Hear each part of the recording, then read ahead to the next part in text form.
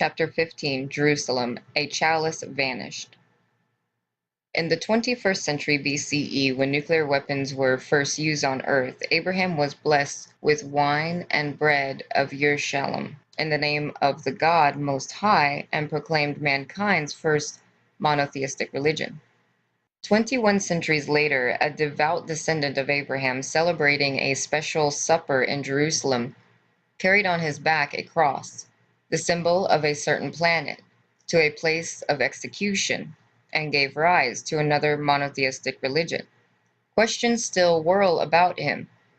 Who really was he? What was he doing in Jerusalem? Was there a plot against him, or was he his own plotter?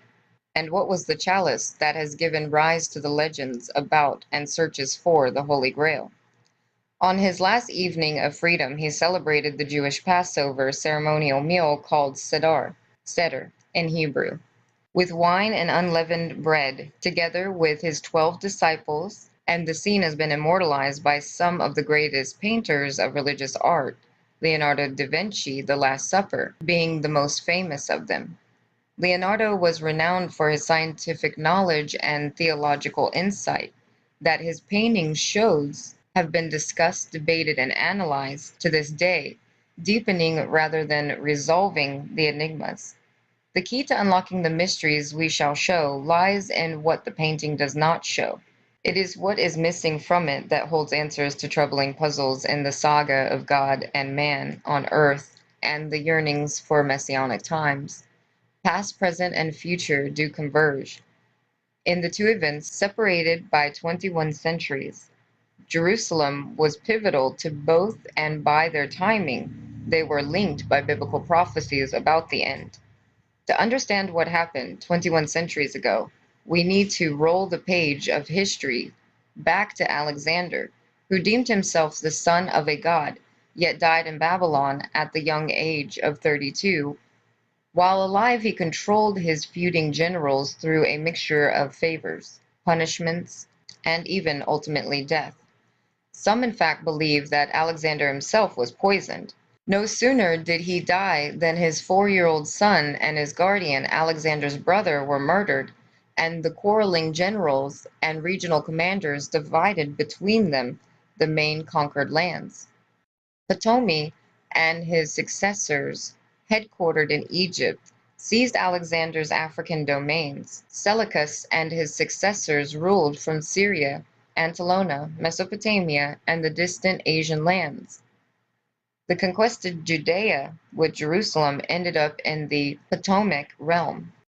The Ptolemies, having managed to maneuver Alexander's body for burial in Egypt, considered themselves his true heirs, and by and large continued his tolerant attitude towards others' religions. They established the famed Library of Alexandria and assigned an Egyptian priest known as Manetho to write down Egypt's dynastic history and divine prehistory for the Greeks. Archaeology has confirmed what is still known of Manetho's writings. That convinced the Ptolemies that their civilization was a continuation of the Egyptian one, and that they thus considered themselves rightful successors to the pharaohs. Greek savants showed particular interest in the religions and writings of the Jews, so much so that Ptolemies arranged for the translation of the Hebrew Bible into Greek, and a translation known as the Septuagint, and allowed the Jews complete religious freedom of worship in Judea as well as in their growing communities in Egypt. Like the Ptolemies, they also retained a Greek-speaking scholar, a former priest of Marduk known as Berosus, to compile for them the history and prehistory of mankind and its gods according to Mesopotamian knowledge. And a twist of history, he researched and wrote at a library of cuneiform tablets located near Haran.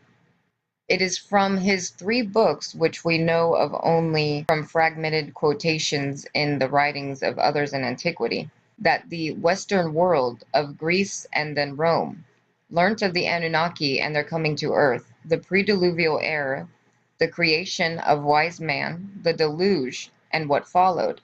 Thus it was from Berosus, as later confirmed by the discovery and decipherment of the cuneiform tablets, that the 3600 Shar, as the year of the gods, was first learned. In 200 BCE, the Seleucids crossed Ptolemaic boundary and captured Judea. As in other instances, historians have searched for geopolitical and economic reasons for the war, ignoring the religious messianic aspect. It was in the report about the deluge that the Tibet information was given by Berosus that Ea Enki instructed Zesutra, the Sumerian Noah, to conceal every available writing in Sippar, the city of Shamash, for post-diluvial recovery, because those writings were about the beginnings, middles, and ends. According to Berosus, the world undergoes periodic cataclysms, and he related them to the zodiacal ages, his contemporary one having begun 1920 years before the Seleucid era, 312 BCE.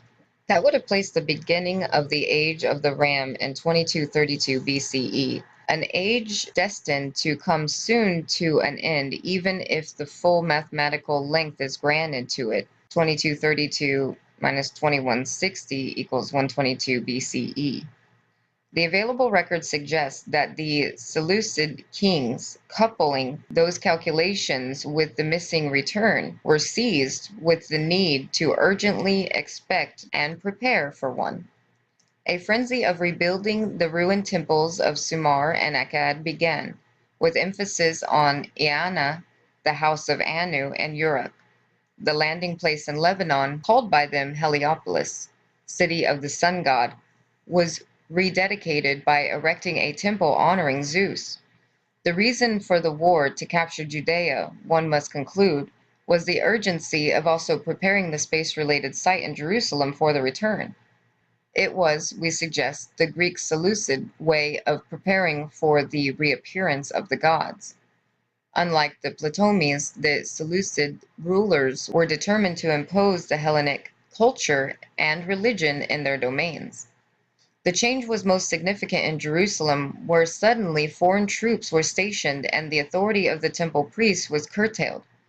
Hellenistic culture and customs were forcefully introduced.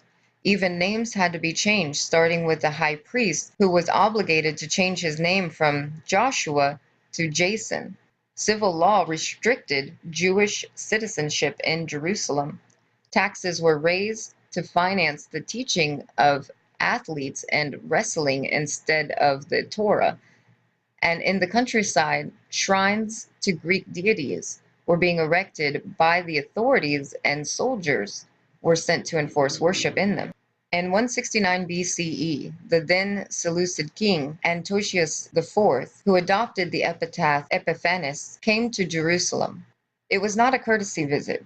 Violating the temple's sanctity, he entered the Holy of Holies. On his orders, the temple's treasures, golden ritual objects, were confiscated.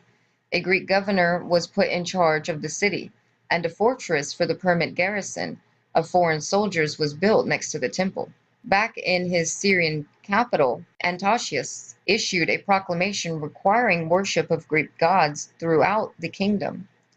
In Judea, it specifically forbade the observances of the Sabbath and circumcision. In accordance with the decree, the Jerusalem temple was to become a temple of Zeus, and in 167 BCE, on the 25th day of the Hebrew month, Kislev, equivalent to today's December 25th, an idol, a statue representing Zeus, the Lord of Heaven, was set up by Syrian Greek soldiers in the temple, and the great altar was altered and used for sacrifices to Zeus. The sacrilege could not have been greater. The unavoidable Jewish uprising began and led by a priest named Mattichua and his 5 sons is known as the Hashomean or Maccabean revolt. Starting in the countryside, the uprising quickly overcame the local Greek garrisons. As the Greeks rushed in reinforcements, the revolt engulfed the whole country. What the Maccabeans lacked in numbers and weapons, they compensated for by the ferocity of their religious zeal. The events described in the book of Maccabees and by subsequent historians leave no doubt that the fight of the few against a powerful kingdom was guided by a certain timetable. It was imperative to retake Jerusalem, cleanse the temple, and rededicate it to Yahweh by a certain deadline. Managing in 164 BCE to recapture only the Temple Mount, the Maccabees cleansed the temple and the sacred flame was rekindled that year.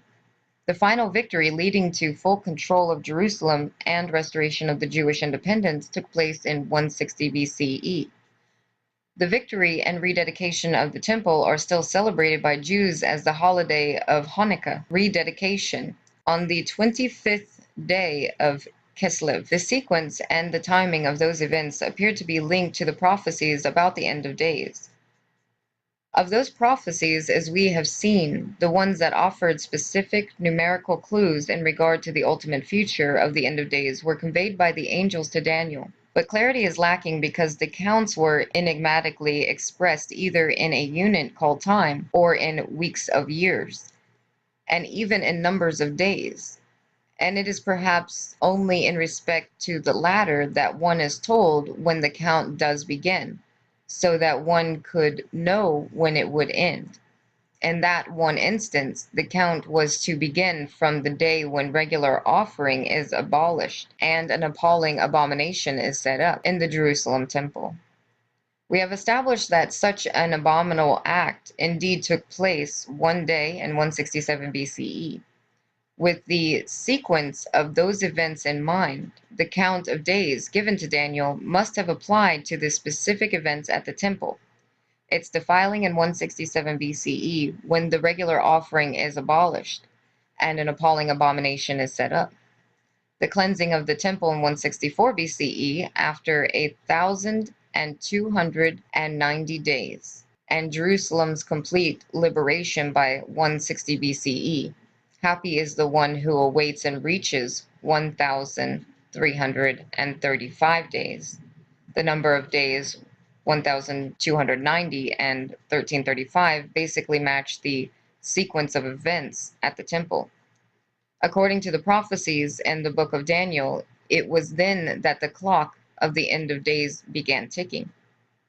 The imperative for recapturing the whole city and the removal of uncircumcised foreign soldiers from the Temple Mount by 160 BCE hold the key to another clue.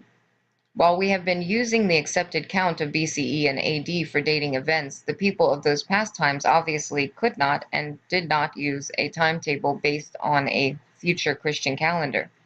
The Hebrew calendar, as we have mentioned earlier, was the calendar began in Nippur in 3760 BCE, and according to that calendar, what we call 160 BCE was precisely year 3600. That, as the reader knows by now, was a Shar, the original mathematical orbital period of Nibiru, and though Nibiru had reappeared 400 years earlier, the arrival of the Shar, year 3600, the completion of one divine year, was of unavoidable significance. To those to whom the biblical prophecies of the return of Yahweh's kavod of his temple mount were unquestioned divine pronouncements, the year we call 160 BCE was a crucial monument of truth, no matter where the planet was. God is promised to return to his temple, and the temple had to be purified and readied for that. That the passage of years, according to the Nippurian Hebrew calendar, was not lost sight of in those turbulent times is attested by the Book of Jubilees, an extra-biblical book, presumed to have been written in Hebrew in Jerusalem in the years following the Maccabean revolt, now available only from its Greek, Latin, Syriac, Ethiopic, and Slavonic translations. It retells the story of the Jewish people from the time of the Exodus in time units of Jubilees, the 50-year unit decreed by Yahweh at Mount Sinai. It also creates a consecutive calendrical historical count that has since become known as Anno Mundi, Year of the World in Latin, that starts in 3760 BCE. Scholars, such as the Reverend R.H. Charles in English rendition of the book, converted such jubilee of years and their weeks into Anno Mundi count. That such a calendar was not only kept throughout the ancient Near East, but even determined when events were timed to happen, can be ascertained by simply reviewing some pivotal dates, often highlighted in bold font, given in our early chapters. If we choose just a few of those key historical events, that is what transpires when the BCE is converted to NC, Nippurian calendar. 3760 is year zero. Sumerian civilization, Niput calendar begins. 3460, year 300 NC, the Tower of Babel incident. Year 2860, which is 900 NC, Bull of Heavens killed by Gilgamesh. 2360, which is year 1400 NC, Sargon, era of Akkad begins. 2160, which is year 1600 NC, First Intermediate Period, and Egypt, era of Nenruta, Gudea, builds Temple of 50. Year 2060, which is 1700 NC, Nabu organizes Marduk's followers, Abraham to Canaan, War of the Kings. 1960, which is 1800s NC, Marduk, Isgul, Temple in Babylon. 1760 BCE, which is 2000 NC, Hammurabi consolidates Marduk's supremacy. Year 1560, which is 2200 NC, new dynasty, Middle Kingdom, and Egypt, new dynastic rule. Kassite begins in Babylon. BCE 1460, year 2300 NC, Anashon and Lam, Mitanni emerge against Babylon, Moses and Sinai, and the burning bush. 960 BC, year 2800 NC, Neo-Assyrian Empire launched. Akitu festival renewed in Babylon. BC 860 is year 2900 NC. Ashurbanipal wears a cross symbol. 760 BC is year 3000 NC. Prophecy in Jerusalem begins with Amos. BC 560 is year 3200 NC. Anunnaki gods complete their departure. Persians challenge Babylon. 460 BCE is 3100 NC, Greece's golden age, Herodotus in Egypt. 160 BC, 3600 NC, Maccabees free Jerusalem, temple rededicated. The impatient reader will hardly wait to fill in the next entries. 60 BC, 3700 NC, the Romans build the Jupiter temple at Baalbek, occupy Jerusalem. Year 0, which is 3760 NC, Jesus of Nazareth AD, count begins. The century and a half that elapsed from the Maccabean freeing of Jerusalem to the events connected with Jesus after the arrival, there were some of the most turbulent in the history of the ancient world, and of the Jewish people in particular. That crucial period whose events affect us to this day began with understandable jubilation. For the first time in centuries, the Jews were again complete masters of their holy capital and sacred temple, free to appoint their own kings and high priests.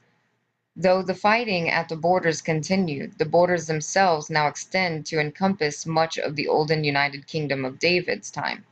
The establishment of an independent Jewish state with Jerusalem as its capital under the Hashmoneans was a triumphal event in all respects except one.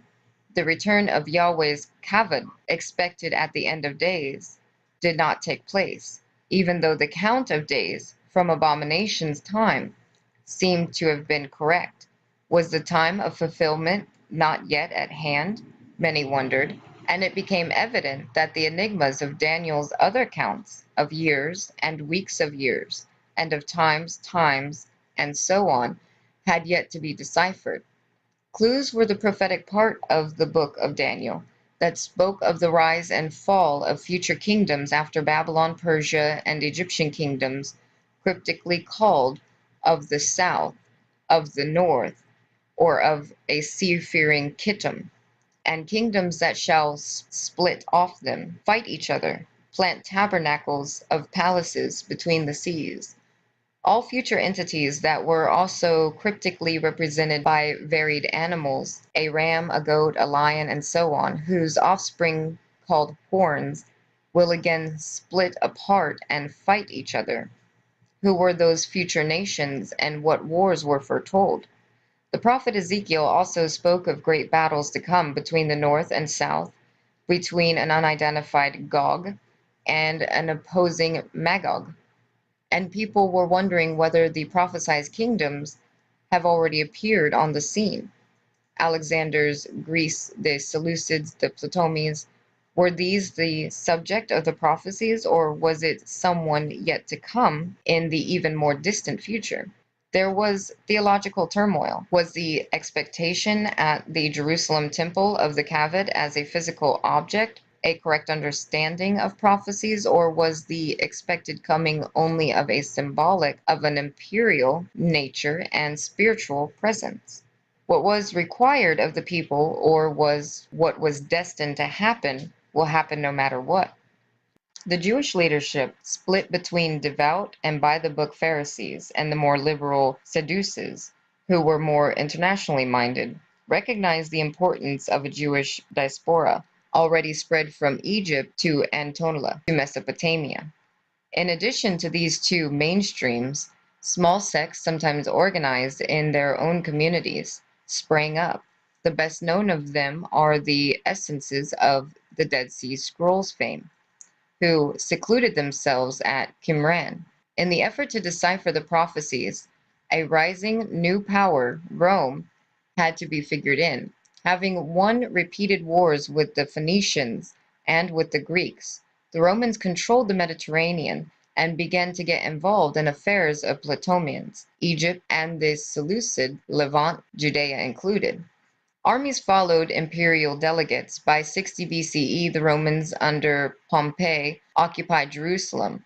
On the way there, like Alexander before him, he detoured to Heliopolis, alas, Baalbek, and offered sacrifices to Jupiter. It was followed by the building there, atop the earlier colossal stone blocks of the Roman Empire's greatest temple, to Jupiter. A commemorative inscription found at the site indicates that the Emperor Nero visited the place in AD 60, suggesting that the Roman temple was already built by then. The national and religious turmoil of those days found expression in the proliferations of historic prophetic writings, such as the Book of Jubilees, the Book of Enoch, the Testaments of the 12 Patriarchs, and the Assumption of Moses, and several others, all collectively known as the Apocrypha and Pseudo-Epigraphia. The common theme in them was that the belief of history is cyclical, that all has been foretold, that the end of days, a time of turmoil and upheaval, will mark not just an end of historic cycle, but also the beginning of a new one, and that the flip over time, to use a modern expression, will be manifest by the coming of the anointed one, Messiah in Hebrew, translated Christos in Greek, and thus Messiah or Christ in English.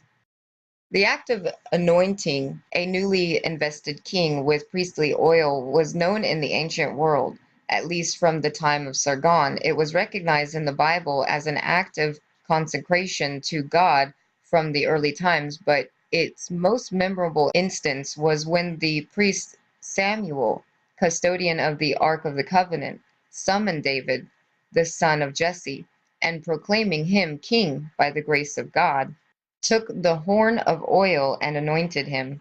In the presence of his brethren, and the Spirit of God came upon David from that day on.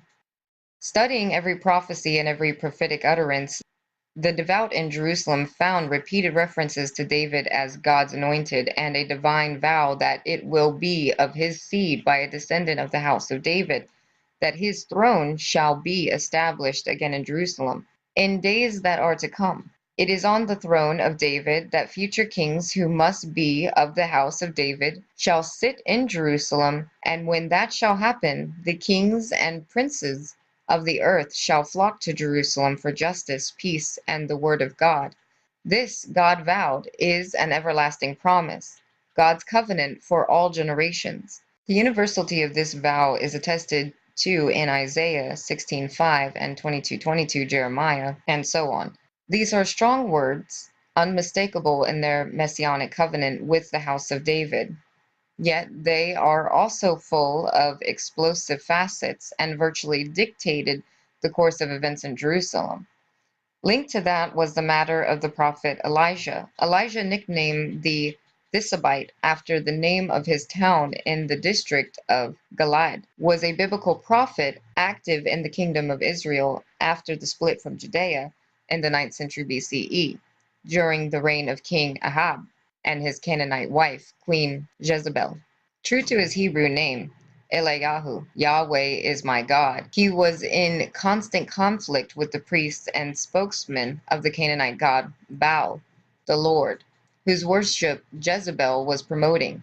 After a period of seclusion at a hiding place near the Jordan River, where he was ordained to become a man of God, he was given a mantle of haircloth that held magical powers and was able to perform miracles in the name of God. His first reported miracle was the making of a spoonful of flour and a little cooking oil last a widow as food for the rest of her lifetime. He then resurrected her son, who had died of a virulent illness. During a contest with the prophets of Baal on Mount Carmel, he could summon a fire from the sky. His was the only biblical instance of an Israelite revisiting Mount Sinai since the Exodus. When he escaped for his life from the wrath of Jezebel and the priests of Baal, an angel of the Lord sheltered him in a cave on Mount Sinai. Of him, the scriptures said that he did not die because he was taken up to heaven in a whirlwind to be with God. His ascent, as described in great detail, Kings 2, was neither a sudden nor an unexpected occurrence. On the contrary, it was a pre-planned, pre-arranged operation whose place and time were communicated to Elijah in advance. The designated place was in the Jordan Valley on the eastern side of the river. When it was time to go there, his disciples, headed by one named Elijah, went along. He made a stop at Gilgal, where Yahweh's miracles were performed for the Israelites under the leadership of Joshua. There he tried to shake off his companions, but they went on to accompany him to Bethel. Though asked to stay put and let Elijah cross the river by himself, they stuck with him until the last stop, Jericho, all the while asking Elijah whether it was true that the Lord will take Elijah heavenward today.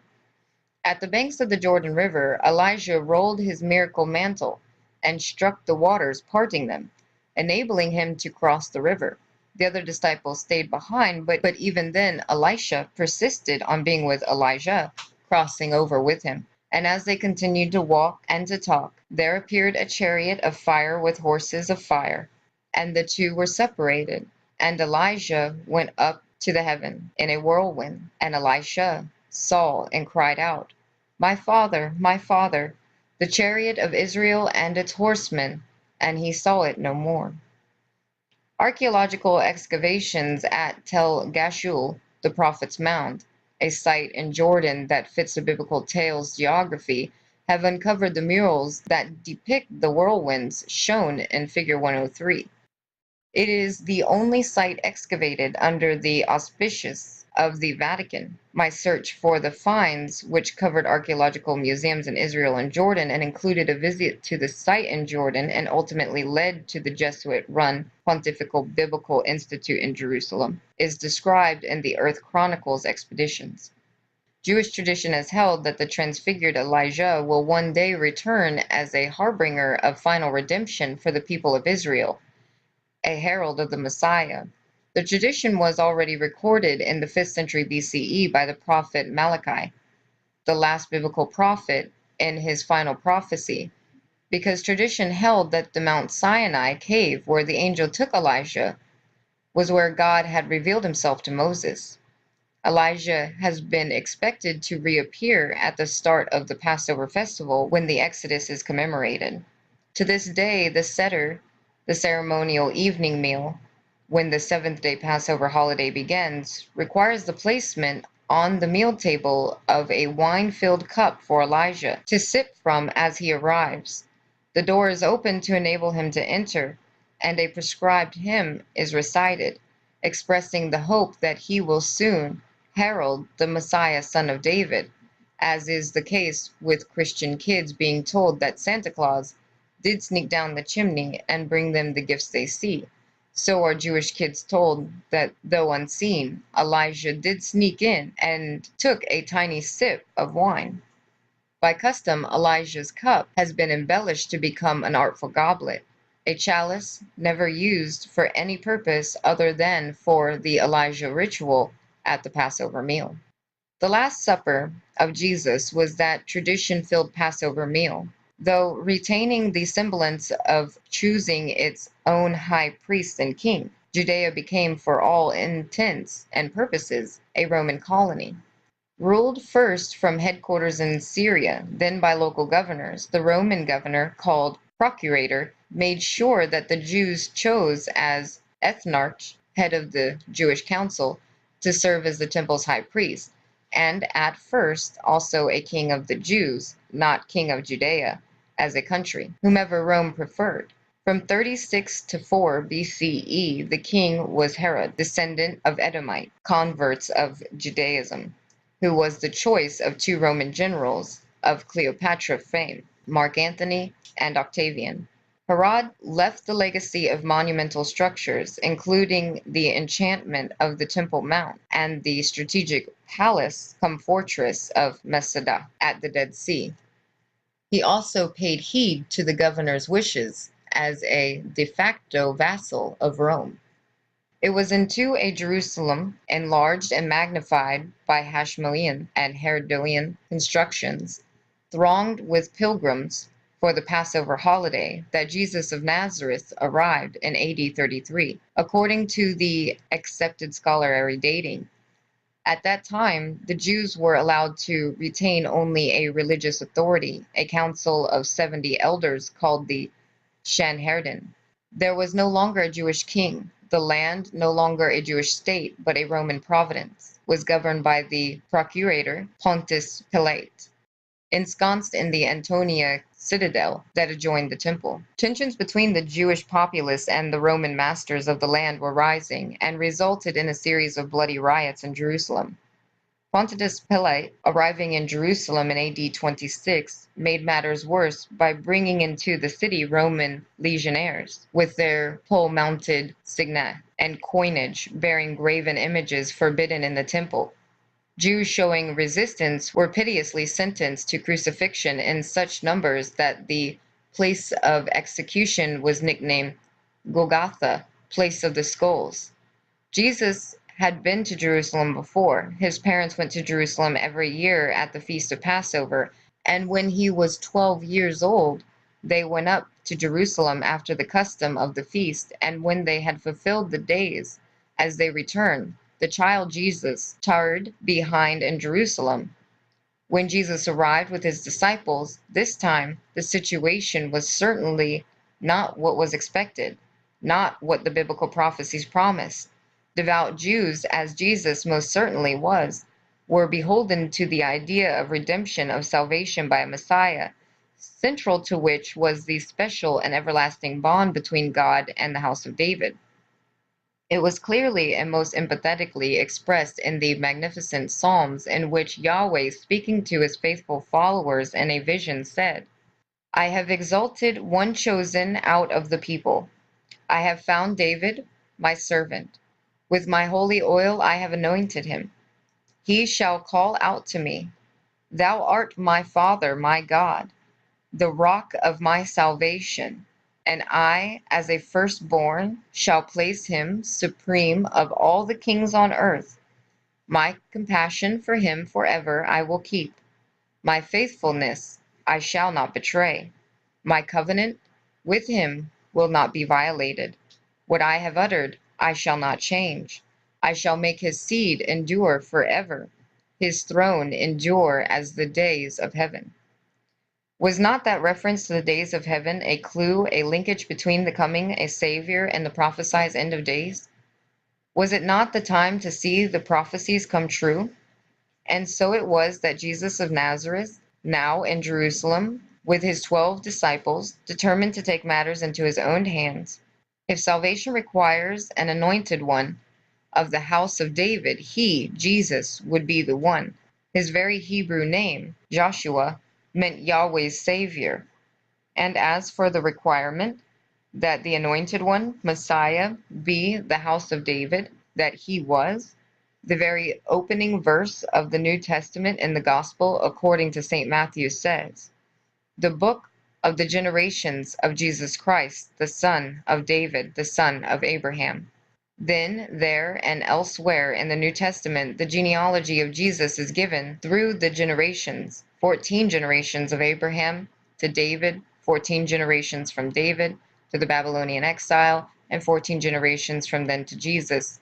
He was qualified, the gospel assured one and all. Our sources for what happened next are the Gospel and other books of the New Testament. We know that the eyewitness reports were in fact written long after the events. We know that the codified version of the result of deliberation at a convocation called by the Roman Emperor Constantine 3 centuries later. We know that Gnostic manuscripts like the Nag Hammadi documents of the Gospel of Judas give different versions that the church had reason to suppress. We even know, which is an undisputed fact, that at first there was a Jerusalem church led by the brother of Jesus, aimed exclusively at Jewish followers, that was overtaken, superseded, and eliminated by the Church of Rome that addressed the Gentiles.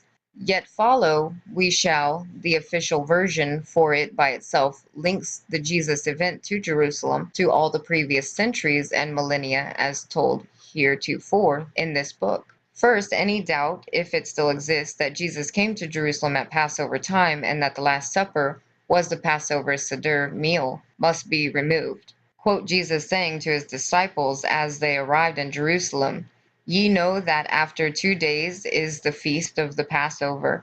After 2 days was the feast of the Passover of the unleavened bread. And now the feast of the unleavened bread drew nigh, and it is called the Passover." The three Gospels in the same chapter then state that Jesus told his disciples to go to a certain house where they would be able to celebrate the Passover meal with which the holiday begins. Next to be tackled in the matter, Elijah, the herald of the coming Messiah, according to the Gospels, the people who heard about the miracles that Jesus performed, miracles that were so similar to those by the prophet Elijah, at first wondered whether Jesus was Elijah reappeared. Not saying no, Jesus challenged his closest disciples, "What say you that I am?" And Peter answered and said unto him, "Thou art the anointed one." If so, he was asked, "Where is Elijah? Who had to appear first?" And Jesus answered, "Yes, of course, but he has already come." And they asked him, saying, "Why say the scribes that Elias must first?" And he answered and told them, "Elias verily cometh first, and restoreth all things. But I say unto you that Elias has indeed come." This was an audacious statement, the test of which was about to come, for Elijah has in fact returned to earth, is indeed come, thereby fulfilling the prerequisite for the Messiah coming. Then he had to show up at the cedar and drink from his cup of wine.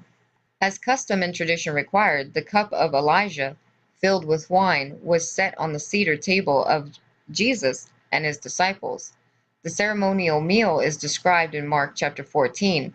Conducting the cedar, Jesus took the unleavened bread, now called matzoth, and made the blessing and broke it and gave pieces of it to his disciples. And he took the cup, and when he had thanks, he gave it to them, and they all drank of it. So without a doubt, the cup of Elijah was there, but Da Vinci chose not to show it. In his Last Supper painting, which could only be based on the New Testament passages, Jesus is not holding the crucial cup, and nowhere is there a wine cup on the table. Instead, there is an inexplicable gap to the right of Jesus, and the disciple to his right is bending sideways as if to follow someone unseen to come between them. Was the thoroughly theologically correct Da Vinci implying that an unseen Elijah did come through the open windows behind Jesus and took away the cup that was his? Elijah, the painting thereby suggests, did return. The herald preceding the anointed king of the house of David did arrive, and thus confirmed when the arrested Jesus was brought before the Roman governor, who asked him, "Art thou the king of the Jews?" Jesus said unto them, Thou sayest, the sentence to die on the cross was inevitable. When Jesus raised the cup of wine and made the required blessing, he said to his disciples, according to Mark, This is my blood of the New Testament. If these were his exact words, he did not mean to say that they were to drink wine turned into blood, a grave transgression of one of the strictest prohibitions of Judaism from the earliest times, for blood is the soul. What he said or meant to say was that the wine in this cup, the cup of Elijah, was a testament, a confirmation of his bloodline, and Da Vinci depicted it convincingly by its disappearance, presumably taken away by the visiting Elijah. The vanished cup has been a favorite subject of authors over the centuries. The tales become legends. The Crusaders sought it, Knights Templar found it, it was brought over to Europe. The cup became a goblet, a chalice. It was the chalice representing the royal blood, sangreal in French, becoming sangreal in Holy Grail. Or had it, after all, never left Jerusalem? The continued subjugation and intensified Roman repressions of the Jews in Judea led to the outbreak of Rome's most challenging rebellion. It took Rome's greatest generals and best legions 7 years to defeat Little Judea and reach Jerusalem in AD 70. After prolonged siege and fierce hand-to-hand battles, the Romans breached the temple's defenses, and the commanding generals Titus ordered the temple put to the torch. Though resistance continued elsewhere for another 3 years, the Jewish Great Revolt was over. The triumphant Romans were so jubilant that they commemorated the victory with a series of coins that announced to the world Judea captured, and erected a victory archway in Rome depicting the looted temple's ritual objects. But during each year of independence, Jewish coins were struck with the legend, Year 1, Year 2, etc., for the freedom of Zion, showing fruits of the land as decorative themes. And explicitly, the coins of years 2 and 3 bore the images of a chalice. Was the Holy Grail still in Jerusalem?